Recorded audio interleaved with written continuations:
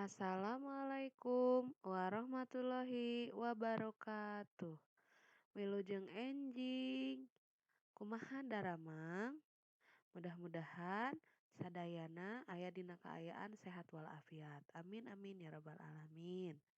Dinten ayeuna urang diajar deui basa Sunda lebet kana pangajaran 2 anu temana ngamanpaatkeun alam. Ieu dihandap aya pedaran ngeunaan tutuwuhan. Ku ibu bade dibacakeun. Hidep perhatikeun nya. Jawer kotok.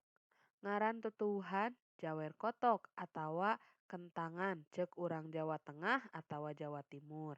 Kaayaan daunna siga jantung hate. Sisi daunna reregean leutik sakurilingna.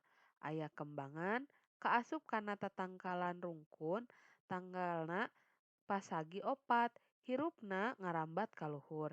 Ngarambatna bisa nepi ka 30 dugi 150 cm.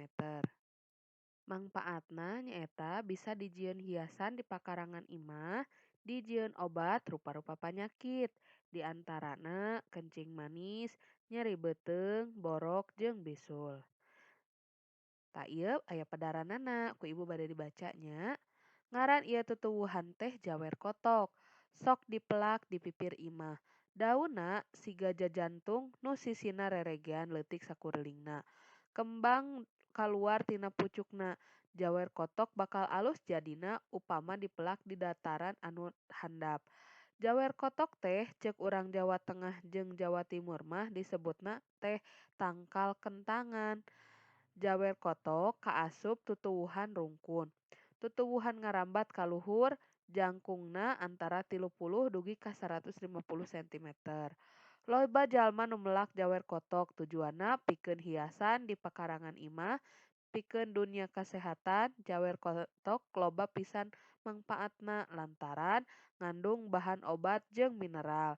Tabib zaman baheula loba pisan ngamangpaatkeun jawer kotok pikeun nyegerkeun rupa-rupa panyakit di antarana kencing manis atanapi sok disebut oge diabetes mellitus, nyeri beuteung, borok, jeung bisul.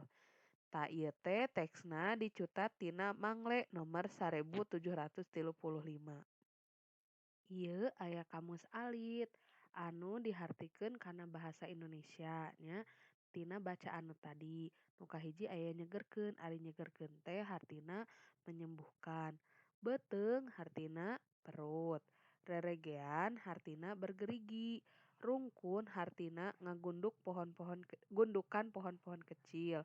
Sakurilingna hartina sekitarnya. Tangkal artinya tumbuhan, pakarangan artinya halaman. Ngarambat, nah ini kan kalau di sini membersihkan sawah dari tanaman liar ya. Tapi maksudnya ngarambat di sini itu merambat ya.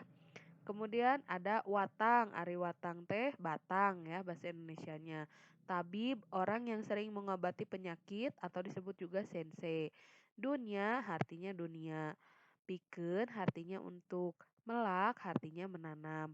Loba artinya banyak. Tutuwuhan artinya tumbuh-tumbuhan. Tadi handap ieu aya pancen kanggo hidep dinten ayeuna.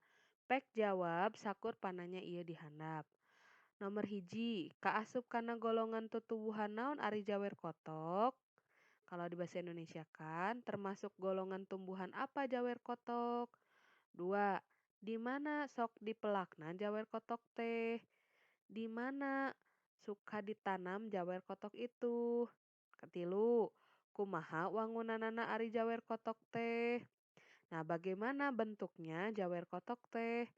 Nu kaopat, disebut naon ari jawer kotok ku urang Jawa Tengah jeung Jawa Timur. Disebut apa jawer kotok ku urang Jawa Tengah dan Jawa Timur. Nu 5, naon wae ari mangpaat jawer kotok? Apa saja manfaat jawer kotok? Pek ku hidep serat jawabanana dina buku catatan basa Sunda.